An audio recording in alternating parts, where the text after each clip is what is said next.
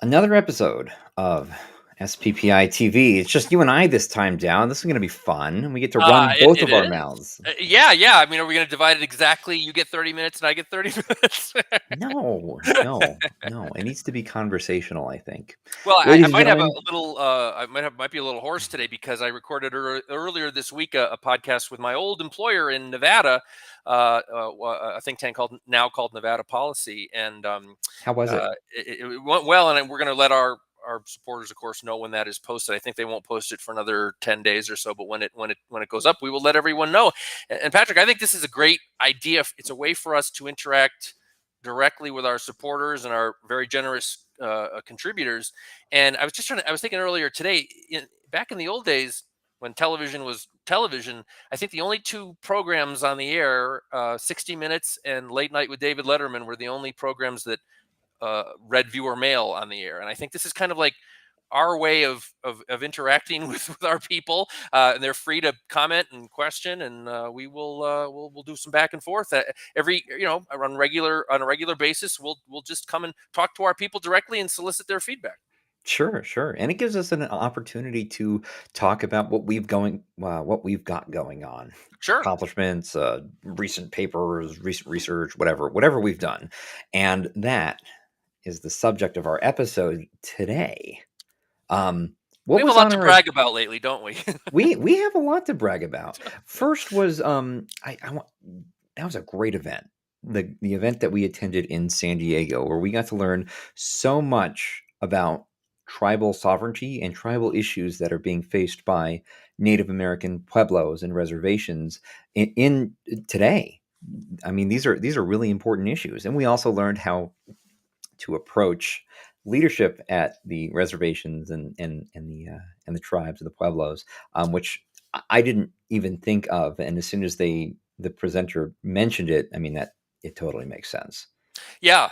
Something that I think our organization, there's not a lot of people on the, if you want to call it the right, conservative, free market, limited government, libertarian world, who engage tribal governments. And there are millions of Americans who are citizens of these tribal entities. And our region is a little heavy when it comes to tribal governments and people who are citizens of these tribes. And I think it's an opportunity we've engaged in the past, and we're going to engage more going forward. And I do think, and you and I have talked about this, I mean, people on the right often think of people of Native American descent as, and in fact, one of the speakers was really interesting, Patrick. I don't know if you were in the room at the time when she was saying tribal entities are not environmental activists. That's this sort of cartoonish view of Native Americans, when in fact, they're just like you and me. They have lives, they have jobs, and their tribal governments need to produce revenue because they have severely limited in terms of the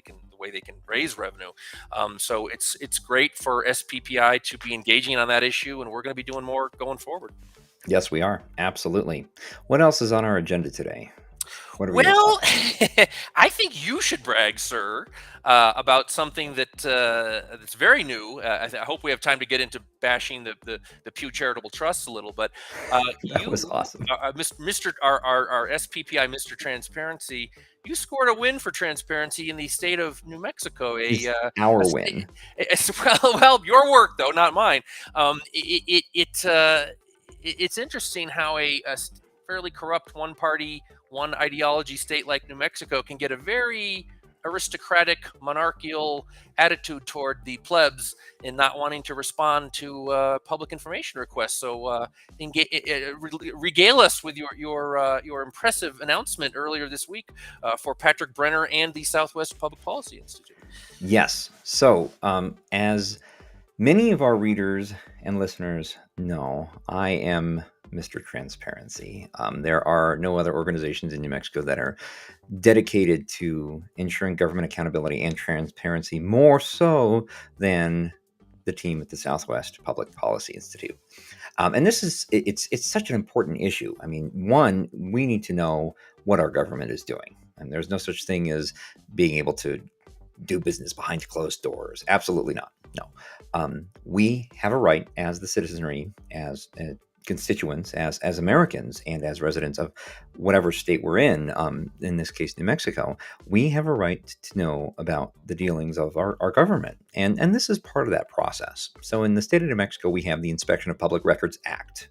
It was excellent move. I mean, IPRA is certainly the gold standard for transparency and public record access in the Well, and entire Patrick, just American let me Southwest. interrupt and, Oh and just yeah, say, for people in other states, they might not, IPRA might not resonate with them. This is basically the freedom of information. it is FOIA, FOIA. usually at the federal level and many other states. In fact, my home state, I think Connecticut, might have been the first state to pass a FOIA law at the state level. This was in the 1970s, sort of post-Watergate, Ralph Nader stuff. That not everything Ralph Nader's done is horrible, most, but not everything. When a lot of activists were trying to get access more to what government's actually doing, particularly in regards to the executive branch, where you've got these agencies, whether they're constitutional officers or whether they're regulatory bodies that are engaged in all kinds of stuff that previously kind of flew under the radar. Right. And I'll give them credit. The Democrats and the left made these big pushes for transparency in the 60s and the 70s, and I think we are reaping the benefits of those pushes today. So thank you very much, 60s and 70s, for that activism that has given us FOIA, the Freedom of Information Act, and the FOIA analogs in the states, where in New Mexico, IPRA, the Inspection of Public Records Act, acts as the FOIA or the state level analog of FOIA. It's actually much more powerful than FOIA 2. And one thing that I want to talk about here is what gives the constituency so much power in New Mexico in terms of being able to bring action against the government for failing to disclose public record. And what that aspect is fee shifting. So it's something that we utilize to our advantage here at the Institute. In the case where a government body, a public body, whether this is a county commission, the city council, a state level agency like the Department of Health or the Secretary of State, if the Secretary of State or whatever public body is not responsive to a public records request, you can find an attorney that understands the fee-shifting provision of IPRA, the Inspection of Public Records Act, and bring action against that public body. Now, in the case where the petitioner prevails, the plaintiff, in this case, the requester of those records, in the case where the requester prevails in a court of law, that public body is obligated to pay your attorney's fees. And that is how we've been able to, in our first year, bring considerable action against against public entities that are not complying with the Public Records Act. And it's a trend that I noticed initially during COVID. These government entities and these agencies get lazy and complacent and think that they can just ignore public records requests. And I think our victory this week in the form of this settlement against the Secretary of State's office is an indication, a signal that we want to, that you can't just ignore public records requests. Now, Sure, and we've been, and just in the last 24 hours, social media has been sort of lit up about this, and it was a victory against the Secretary. It's kind of sad to say victory because this is a public official. We shouldn't have to fight them, but in this case, an exception. But I just want to remind people, I mean, this was the Secretary of State's office, but we're not a think tank that focuses on election, security. We don't touch that. Like that. We don't Right. touch that. In fact, this Secretary of State victory for SPPI, it's just, her office is just one example. I mean, school districts. Patrick goes after revenue departments. Patrick goes after, as I said, school districts. I believe we have one against the public health department in the state of New Mexico as well, Patrick. So we cast a very broad net here. Right. We're not intentionally picking fights with any specific entity, unless that entity has denied access to records that ought to be disclosed in the initial request. Mm-hmm. And what was at issue here is we submitted a series of public records requests to the Secretary of State's office. And the second request was submitted in light of additional information and additional court ruling that had been made at the time the request was submitted. And in light of that new ruling, we wanted to see if we could access certain voter files. certain voter databases, because our objective here, Dowd, is to educate the public, and it's helpful to know where people stand in terms of being able to best approach them. Sure. I'm not going to talk to a Tesla owner about the price of gas.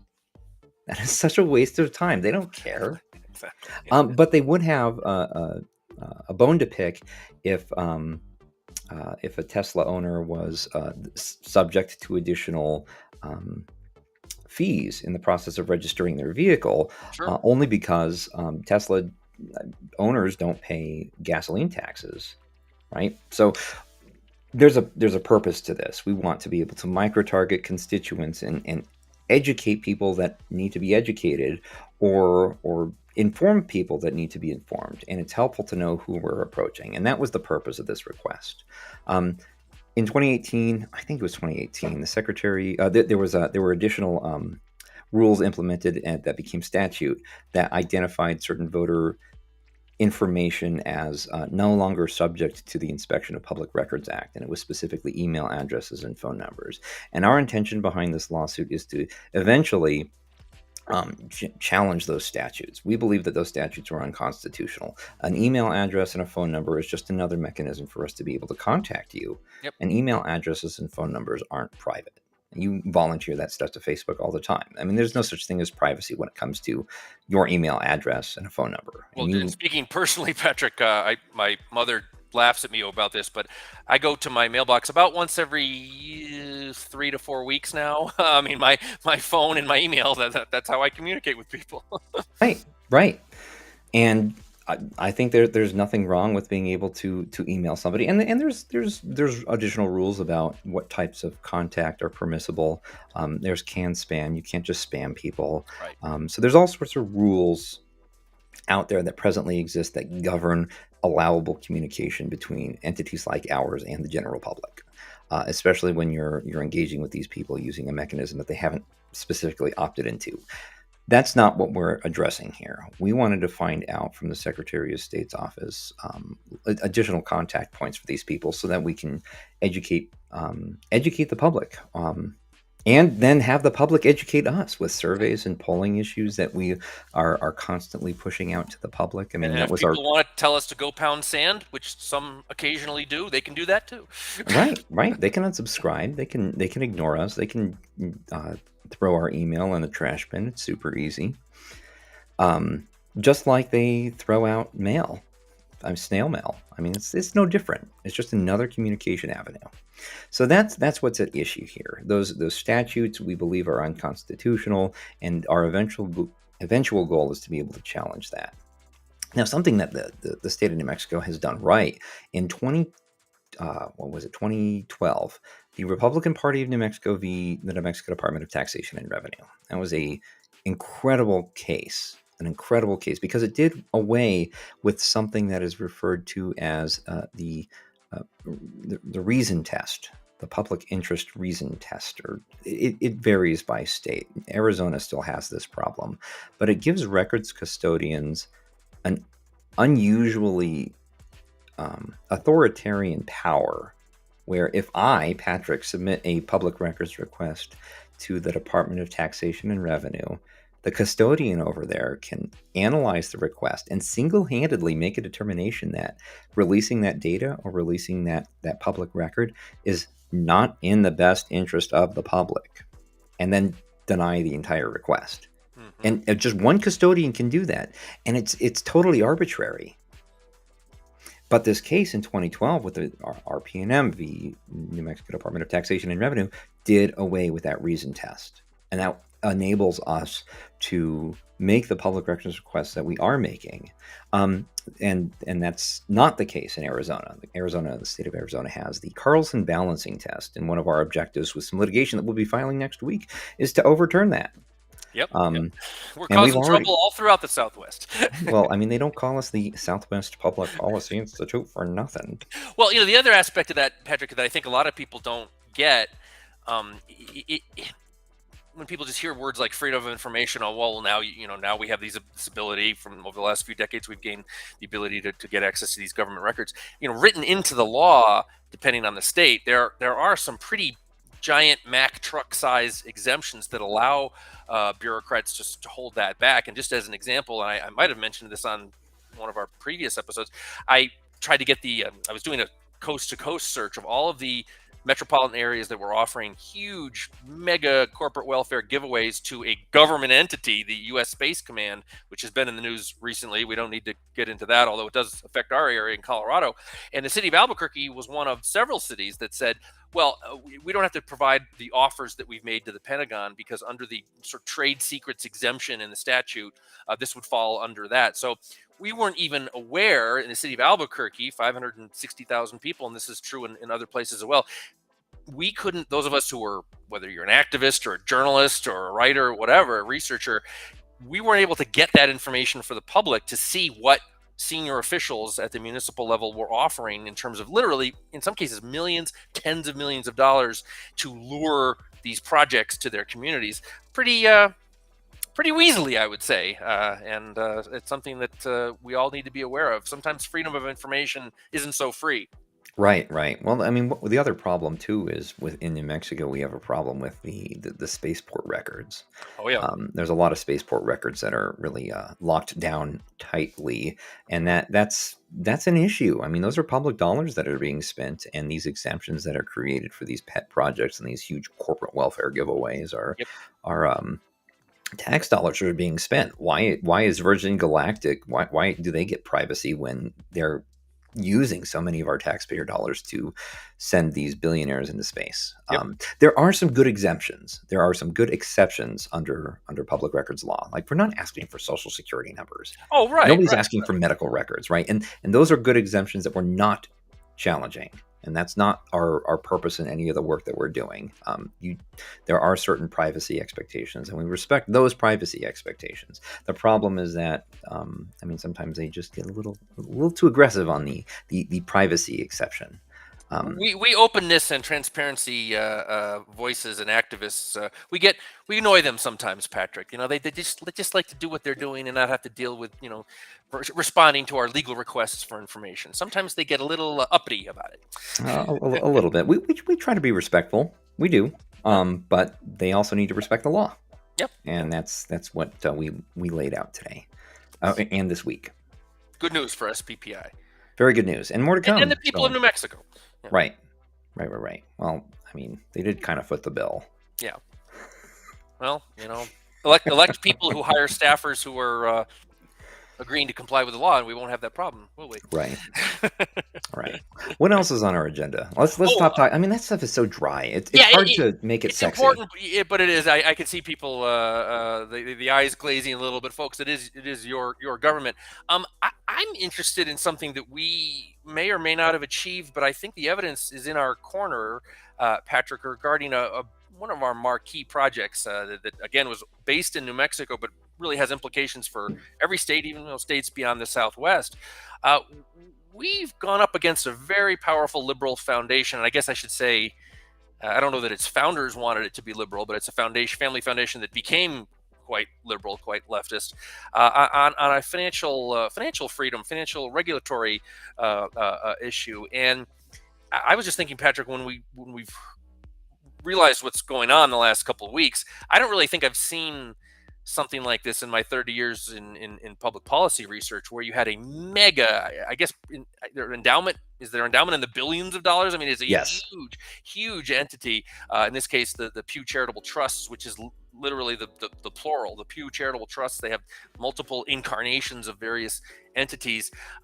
They've been very active in demonizing an element of the financial services community that are commonly derided as payday loans, and we've been really exposing some of the faulty thinking and the really bad outcomes that come.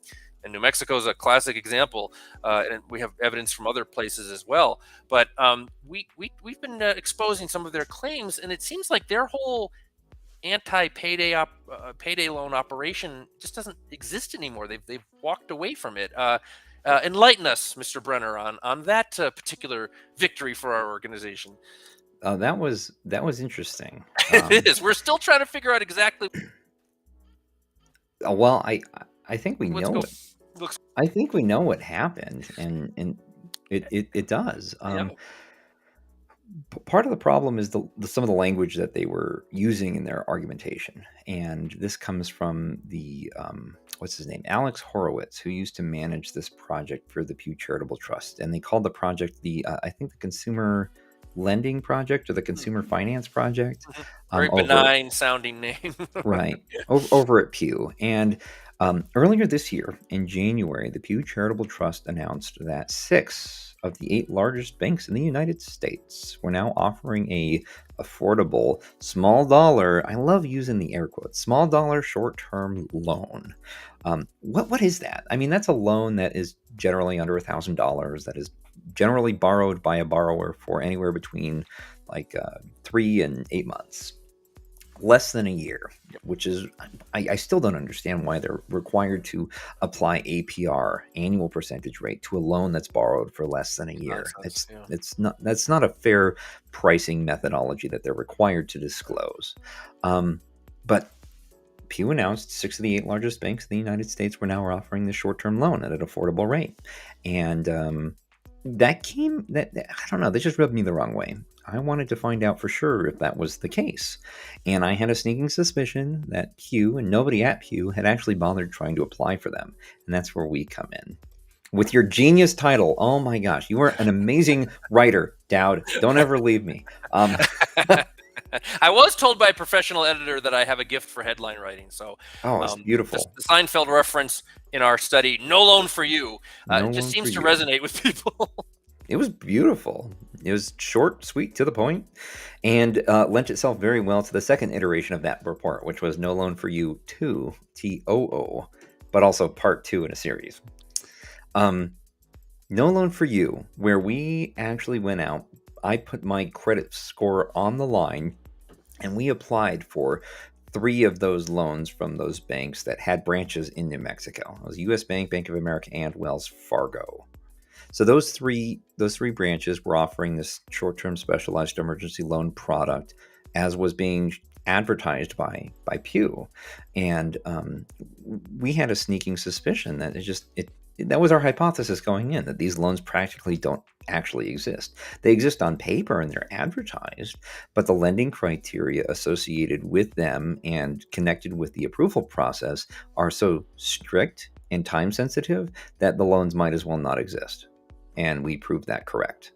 It was Especially your with lived experience, Patrick. You went out and actually applied, and I just it's one of the things that we're gonna stay on this issue, folks, because it's just textbook feel good public policy, unintended consequences. I've done this for 30 years. Oftentimes, when you're laying down a regulation, you're passing a law.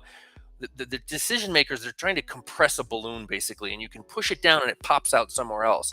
And a great individual working on this is our friend, is it Todd Zawicki, I think, is his yes, name, who talks about when people need access to emergency funds, and it could be short-term travel, somebody in the family's sick, or maybe you have a dental issue, or maybe you have car repair, and you're not sitting on your Dave Ramsey. I think he recommends the $20,000 money set aside for the emergency fund for most households. Well, guess what? A lot of Americans don't have $20,000 sitting in the bank, waiting there to be utilized for an emergency problem. When an emergency pops up, and Professor Zawicki talks about how all the various mechanisms that are used to deal with short-term loans, and I mean short-term expenses like that, where more emergency than any other kind, not predictable. So you can go to a pawnbroker, you can go to the local loan shark, you can borrow from a family member, which invites all of its own kinds of problems. People are going to access the money they need. Consumers are going to access the money they need to deal with the crises, the problems that they have, one way or another. And when you clamp down on this allegedly evil payday loan industry, which serves millions of Americans every year, there are much less desirable alternatives for people to go out and get in even more trouble than they could potentially. And many people do not get in trouble with these payday loans. And I think the professor's work on that is amazing. Talking about the history of going back decades, talking about the history of federal investigation into loan sharking and the mob. To have it be to have a signed contract, to know the terms of it, to know going in is much different than being at the mercy of a unscrupulous pawn shop dealer or a neighborhood loan shark or something like that, or having a family situation where somebody loans you money and they don't want to. Um, we saw it here in New Mexico, Patrick, where you had very affluent sort of Santa Fe and Taoseno people behind this, lobbying with a liberal think tank here, Think New Mexico, and just they are the types of people who would never need a short-term emergency loan, and they don't like, as you said, they concocted this annual percentage rate, which doesn't exist. It's the equivalent of staying at a hotel one night and saying that's your rent for the year, or that's your mortgage payment for the year, but I'm only there one What's night. the Thomas Sowell quote, though? I mean, Yes. we gotta say the whole quote. All right. The We have it payday in the loan paper. is equivalent to advertising a hotel room at $36,000 a year. Yes. Nobody advertises hotel rooms at $36,000 a year. Nobody stays there for a whole year. Ergo, And nobody if should. you use the salmon and higher end food where you're going to eat that occasionally, you're not going to eat that every night. And it's a brilliant, Thomas Sowell's a brilliant economist. Nobody buys salmon in tons. No But consumer. if you're going to dishonestly use that APR and say, oh, people are paying 175%. It's a wonderful PR tactic, and it makes you feel good, and it makes you look good, and you get editorials written about you, about how wonderful you are. You're trying to crack down on this. I think one of the biggest problems we face, the reality-based community, when we're dealing with the unlimited government activists, the progressive activists, the woke activists, is we understand economics and they don't. I mean, economics is about trade-offs. Economics is about incentives. You don't have to have a degree, PhD in economics to understand these are sort of basic human behaviors. They live in this, and you want to talk about Thomas Sowell, he wrote a book called The Vision of the Anointed. I mean, these are self-anointed people who want to craft this utopian world, and it's not really grounded in how people actually behave.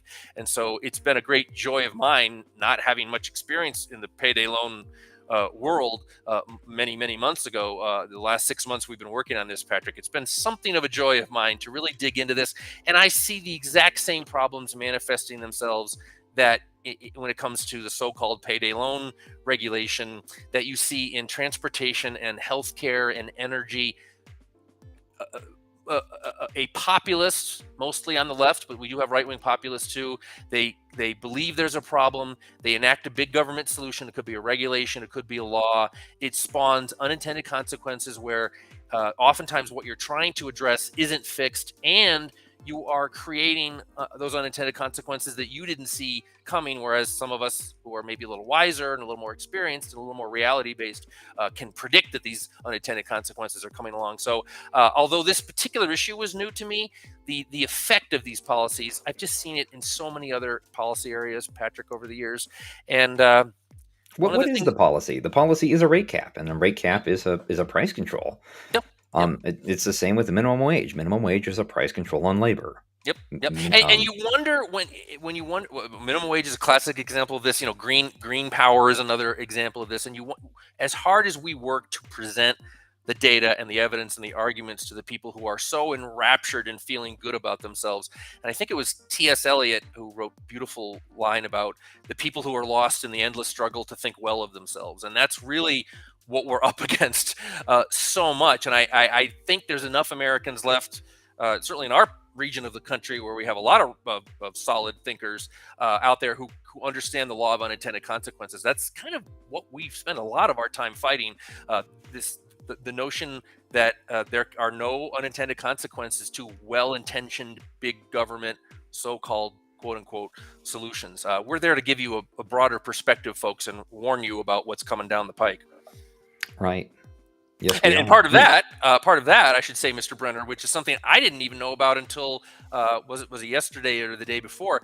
You have pledged, as president and founder, you have pledged our organization, SPPI, to be a part of what is called freedom conservatism, and this was something that was pretty new to me. And I read the manifesto, and I don't think there's really any area where I have any kind of disagreement. What is this new declaration, and what's going on? Why did SPPI join this movement? Those are some great questions. Too many. Well, I think over the last year we've sort of found our place in the universe, and that is combining a lot of different things and really restructuring, reframing, coming up with redefining what a think tank is. And in our case, for the Southwest Public Policy Institute, we've become a chief consumer advocate, not by armchair policy advocacy, but by actually trying to emulate the consumer experience. Mm. And I think that we've done that. I mean, so many when we were in San Diego, so many of those attendees were expressing to us they've never seen research come out in favor of that industry like that. And we weren't even favoring the industry. We were just telling our experience. Yeah. Freedom, conservatism. Great question. It's I've seen some criticism of it. I bet. Yeah. I think it was from the Financial Times. Oh. Freedom, conservatism is much ado about nothing. And I was really disappointed to see that headline. So we've structured the Southwest Public Policy Institute as a free market think tank that is regional in scope, multi-state, and we cover 8 states: Oklahoma, Texas, Colorado, New Mexico, Utah, Arizona, Nevada, and California. Although we've not prioritized California to the degree that I would very much like to just yet. Number one, because huge state, lots of problems. Two, I don't like their privacy law. That's going to be a tough nut to crack. more challenges ahead. Yes, but we based and framed the institute in a similar way to another think tank that's just as new, if not newer than ours, which is the Mountain States Policy Center, founded by my very good friend Chris Cargill in the Pacific Northwest. He comes out of the Washington Policy Center, and they cover, I think, 4 or 5 states in the Pacific Northwest, and I think they're centrally focused in and on Idaho, but similar model, regional think tank, focusing on policy reforms in multiple states and covering a larger region, and not focusing on an individual state as most state-based think tanks have been over the last several decades since the founding of the state-based think tank movement and the Liberty Movement and State Policy Network and all of that. I saw that he had signed on to this freedom conservatism concept, this statement of principles, and analyzing their statement of principles. Wow, does that not describe us to a nutshell? Have you read it? Yep. Yeah. What do you think? Well, I mean, I think we might be getting way too much into inside baseball. My sense is that this was a statement by the people who organized this, who people are maybe concerned, and reasonable people can disagree. That's fine. On what's been called national conservatism, which is much more willing to embrace things like immigration lockdown, protectionist trade policies, that kind of stuff. How can the government foster the manufacturing sector in our country instead of getting out of the way? Doing a lot of subsidization of identifying strategic critical industries that need government support. And I certainly won't speak for the people who put together the freedom conservatism statement, but liberty, pursuit of happiness, economic prosperity, and rule of law. My sense is they are trying to remind people on the right that this is what conservatives, libertarians, right-leaning people stood for until sort of the more MAGA, more nationalistic movement came along with Donald Trump. And I am not going to comment on Donald Trump. I think his administration did some wonderful things from a small L libertarian perspective, and I've written good things about it, but I don't agree with them on trade, and I disagreed with the administration on a number of matters. I think our whole country's lost its mind because Donald Trump exists. He appears to be the number one topic of discussion. We have $33 trillion in national debt. We have a youth crisis with kids doing terribly in school and having terrible behavioral outcomes. We're not having babies in our country anymore. Our culture is not really celebrating achievement anymore. It's embracing victimization, and we have big problems in our country. I think spending 90% of our our public discourse on Donald Trump, whether you love him or hate him, is kind of nuts, frankly. I think maybe there are other issues that can wander into the camera, and we can talk about those things. But I'm glad you brought him up, because one of the principles of freedom conservatism is a nation of laws, not yes, men. yes, And is that yes. not the defining principle of why the country is in this what do they call it, Trump freak out mode? Derangement syndrome. Thank you, Yes, thank you. Trump yes, yes, derangement yes, syndrome, or yes, whatever yes. it is. Well, I mean, I'm someone who I don't have Trump derangement syndrome. As I said, there are many things.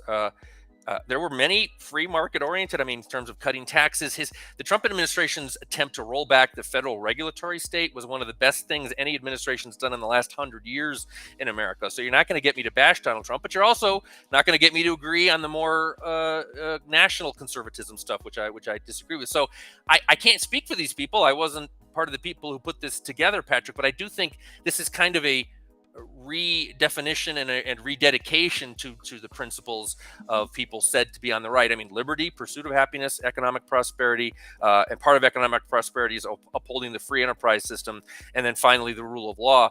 I find nothing here that personally I disagree with at all. There's a lot to like, and I think it's all entirely reasonable that SPPI is a proud member of this coalition.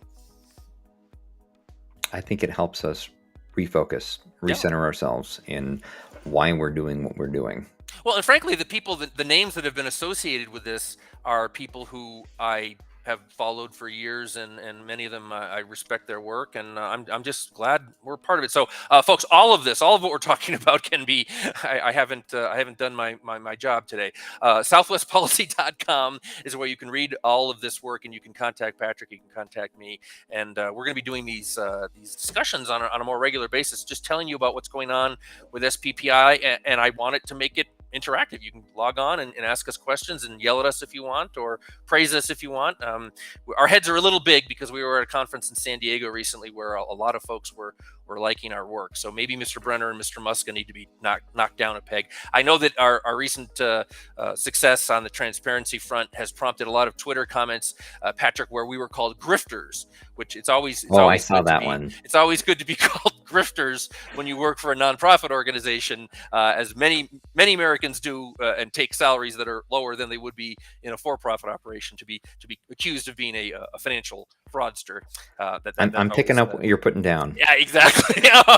And that's the end of the complaining, folks. On the same front, in terms of money, this weekend, we've been through a weekend in New Mexico. We've been through a weekend in Oklahoma. This weekend, starting today, the 11th of August, as I say this, if you're watching it later, it was August 11th, 2023. Texas begins its sales tax holiday, and I every year when these just silly holidays are kicked off, and it started in New York State actually in the late 1990s. And it just spread like a disease or a fungus all over the country. I mean, it went out to the West Coast, it went down to the South. It's down here in the Southwest. Sales tax holidays, where the legislators pass and governors sign legislation in which the sales tax is suspended at certain times for certain reasons. When we talk about a free society, I wonder where the folks who put the freedom conservatism statement behind, how they would fall when it comes to this. In a free society, I don't really think it's helpful or useful to have politicians decide when we're going to give you a little tax break, what time of year, based on what products or services you buy. And so if you want to check out our case against that, I've been fighting this for years. It's called Let's Cancel the Holidays, a blog post on our southwestpolicy.com website. So you Texans, and again, I would never, or not again, just I will introduce this concept.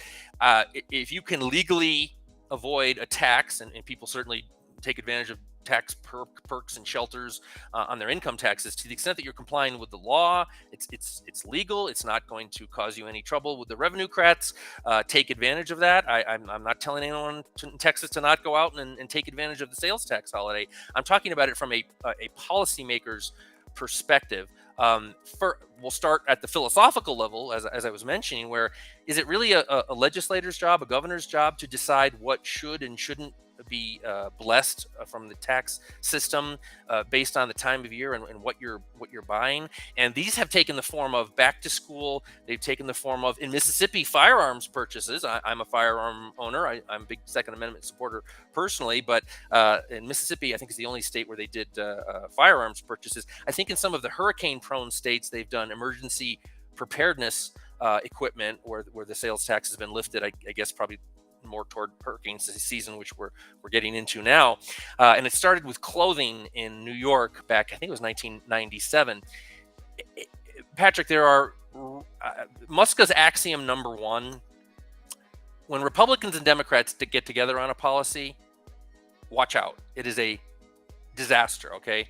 When liberals and conservatives and libertarians get together on a policy, that's a good policy. So similarly, the reverse is true. When liberals and conservatives and libertarians get together to bash a policy, it's a bad policy. It's the difference between politicians who are always going to do what generates more votes for them, and researchers and ideologues who have higher, I would say, aspirations. We want to do what we think is right. We want to do what we think the policy evidence supports. So I'll leave it up to the Tax Foundation, a great organization. These tax holidays neither promote economic growth nor increase purchases. They create complexities for all involved while inserting the political process into consumer decisions. By distracting high-tax states from addressing real problems with their tax systems, sales tax holidays undermine efforts to provide legitimate relief to consumers in general and low-income individuals in particular. Again, it's legal to take advantage of these holidays. Go out and buy all you want, but recognize that it's not the blessing that our politicians want us to believe it is. And I've been checking out the last couple of weeks Twitter accounts that mention sales tax holidays in Oklahoma, New Mexico, and Texas. Patrick, it is Democrats, Republicans, school boards, state agencies. I mean, they across the board say this is the greatest thing in the world. But those of us who have the burden of actually studying public policy and thinking about the moral consequences of public policy as well, we pretty much universally despise sales tax holidays. So by all means, my beloved Texans, I love Texas. I love Texans. I was just there recently, ate at a great steakhouse, and I plan to be back in Texas as soon as I can.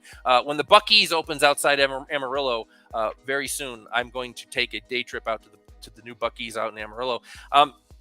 Just recognize this for what it is, just a cheap political ploy.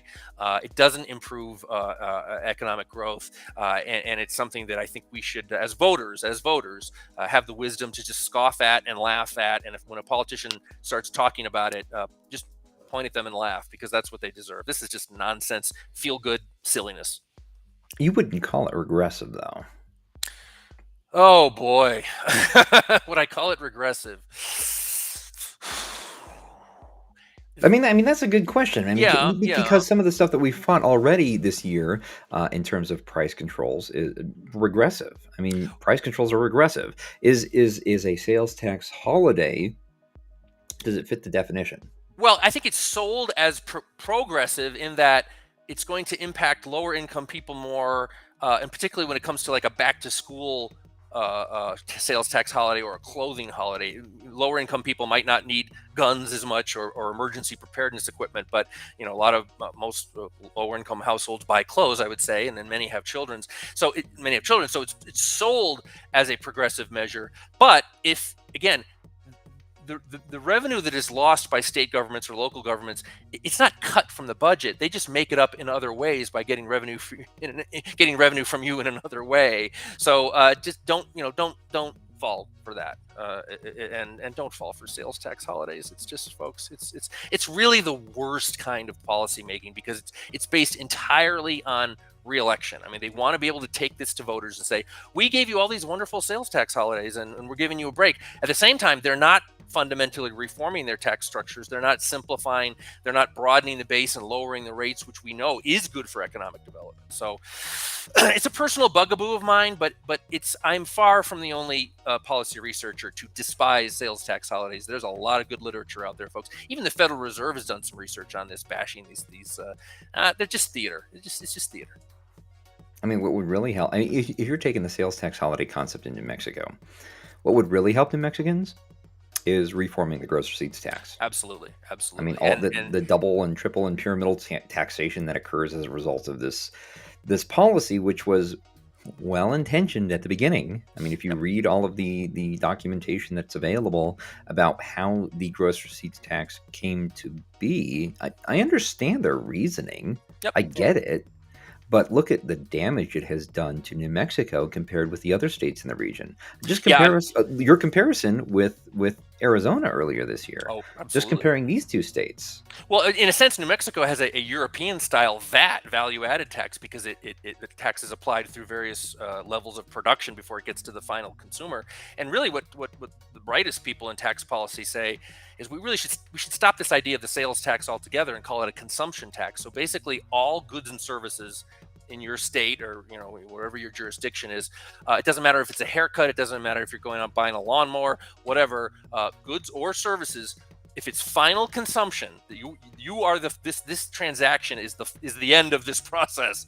That should be where the tax is applied, and it should be applied to everything with no exemptions. Which, because it would be applied to every final sale for final consumption, the rate would be able to be reduced greatly, and there wouldn't be this constant every session political gamesmanship about how we're going to exempt newspapers, or we're going to exempt in New Mexico uranium, refining uranium. Industries are able to go to state capitals and carve out these exemptions and get their industry a particular perk. In terms of simplicity, in terms of compliance, what we want to move toward, and I think Utah is one of the best states that does this, you want a broad consumption tax applied to all levels of final consumption, goods or services, with a very, very low rate. And you can do that when you apply it to all final consumption. You do not want to tax every stage of the production as a good or a service proceeds through the procession of wholesaler to wholesaler to wholesaler to retailer to final purchase. It's very cumbersome, and it causes all sorts of complications and compliance issues and dead weight losses. We want a true consumption tax, and I think smart legislators know that.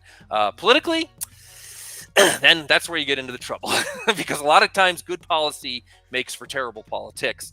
And those of us in policy analysis, we recognize the political realities, but we still fight for good policy.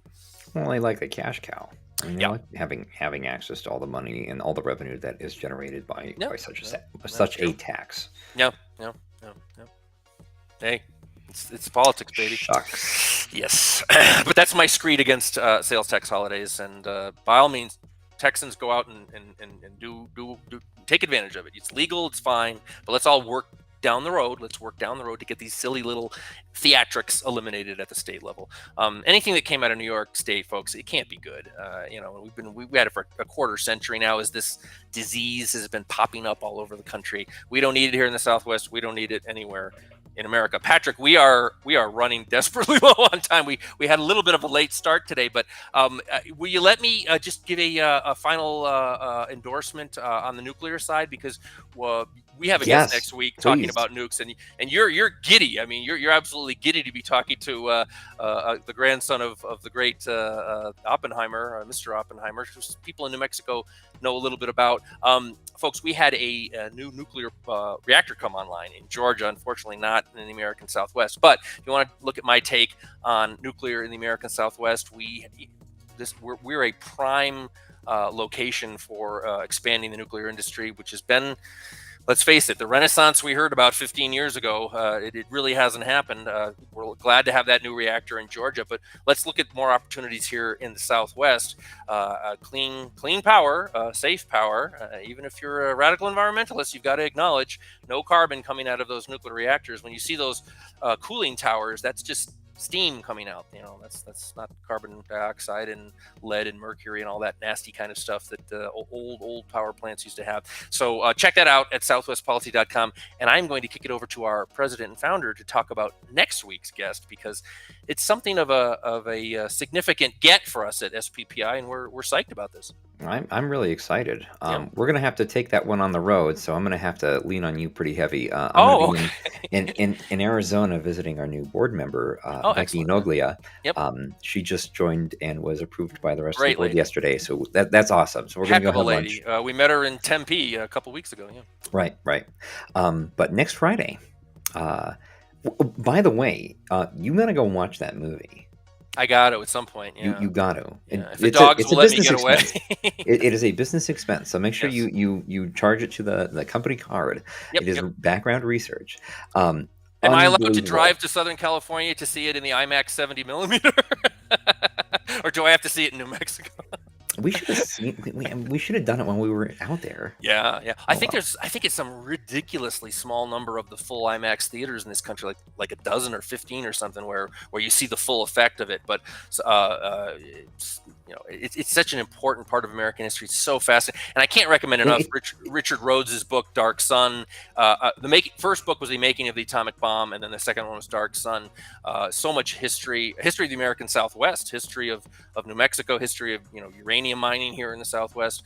So we are going to be speaking to Patrick, who next none week? other than Charles Oppenheimer, the grandson of J. Robert Oppenheimer, and I think the keeper of the family name um, not in trust. I'm just he is the face of the family. Yep. Henceforth, he had a piece published in Time magazine earlier this year, and it was hugely supportive of the nuclear energy industry. Hmm. And he comes from San Francisco, California, and certainly agrees with us when it comes to energy policy. I'm not sure what else, though. So I'm really interested to pick his brain and talk to him more about some of his other priorities. But Hmm. I think we're going to get a really, really neat inside scoop Yeah, with. and I think Charles was his grandfather passed before Charles was even born, so I don't think but certainly with that very famous name and that piece in Time that was that I didn't know about Charles until he wrote that piece in Time. And I think you probably sent it to me, Patrick, about what an advocate for this particular technology is, maybe we don't agree. Maybe he thinks global warming is a terrible problem that's going to destroy humanity in 10 years, but we look for common ground. It's something we regularly do. I think it was the other day I tweeted out something, Patrick, from some left-wing organization that where it was about maybe transparency or corporate welfare. I mean, we're in a very polarized America. We are looking for common ground. We may not Yeah. agree with you 100%, but if you're with us on this issue, we're happy to talk to you about it and engage where we can, and try to be agreeable where we can agree and not disagreeable on what we might disagree on. So, folks, that is next Friday for our SPPI TV, and we're very grateful for you tuning in and watching this sort of update on our organization. Patrick, I think I can speak for you when saying we're very grateful for the generosity that people have bestowed upon our new organization. I've been doing this forever. I don't think I've seen an organization, and it sounds like self-promotion, and people who know me know that I'm not that kind of person at all. We are punching above our weight. We've done some pretty amazing things in a short amount of time, and none of it would be possible because Patrick and I are not independent billionaires. None of this would be possible without the support of you folks out there. And if you give us $5, or if you give us $500, or if you give us $5,000, I can absolutely guarantee you that it is going directly into the pipeline of pushing out our message, our promotion of good, solid public policy for our region. Patrick, I didn't tell you that earlier this week when I did the recording in Nevada, how much it was kind of a love fest about our region, because the interviewer had been, I guess, raised in Colorado, but he was living in Nevada. So he spent his life in the Southwest and loved the Southwest. And the two of us. Who was the interviewer? Was it Michael? Yeah, it was Michael. Yeah, and I think he does a podcast even on his private Substack, and he's going to invite me back on for that. And so we did have a love fest about our love for the region that we live in, and how I told him what I told at the end of every episode of SPPI TV, which is our job is to preserve what's great about our region, and don't let us sink into the mire of the coastal self-destruction that we're seeing in this country, and let our region be this beacon of opportunity. There's some great stuff I tweeted out from our Twitter account today about how Arizona and Texas are booming and the populations just continue to grow there. We can be such a good example for our country. And I said, just off the cuff, it just came to me, Patrick, that the people who and I forget who the quote originally was from, that America is the last best hope for humanity, and I think the American Southwest is the last best hope for America. So we have a lot of good here and some things to fix, but we need to preserve our strength and our health. And we just may be the region that solves a lot of America's problems, because America's dance card of problems is very, very long. There's a lot of items on that list, and we're here to do what we can for our region, and in so doing, do for the nation as well. But again, not one tweet, not one study, not one op-ed, not one episode of this television show happens without the voluntary giving of people like you folks. And we are impressed, honored, floored, humbled every day. Yes, every day. Every day that we can continue doing this work because of the generous support of viewers like you. Yes. You can support the Southwest Public Policy Institute today by going to donate.southwestpolicy.com. The Institute is a 501c3 nonprofit charitable organization, meaning that donations to the Institute are tax deductible. Your work goes to support our four policy priorities, our 4 pillars of our work, which is education, energy and the environment, a government accountability, and I am missing economic opportunity. Yep. Great pillars. Thank you for working so hard on establishing those, Dowd, and we're gonna get those out soon into the press so that we can announce to the world what exactly we're working on. But we couldn't do all of that work without the generous support of our incredible donors. And Patrick, something we value as much as the financial contribution is your feedback. Tell us things you like about what we're doing. Suggest something to you that you think we should be doing. More focus over here, less focus over there. We really appreciate all that feedback, and it helps us do our jobs better. So thank you for that too. Yes, Dowd, I'm going to sign off. Next week, Mr. President. Yes, it's gonna be a big one, folks. Tune in.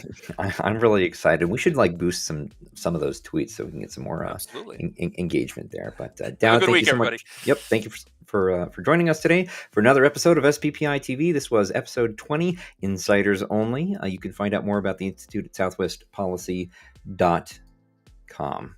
You can find us on the air live every Friday, 1 p.m. Mountain Time, and you can catch the episodes not live afterwards on Spotify and any other podcasting service. Wherever you get podcasts, we're there. And you can follow us on YouTube, Facebook, Twitter, LinkedIn, Instagram, where else? Everywhere else. SouthwestPolicy.com. Ladies and gentlemen, thank you so much again for tuning in to another episode of SPPI TV. I am the president of the Southwest Public Policy Institute, Patrick Brenner. It was a pleasure joining you today, and I will see you next week.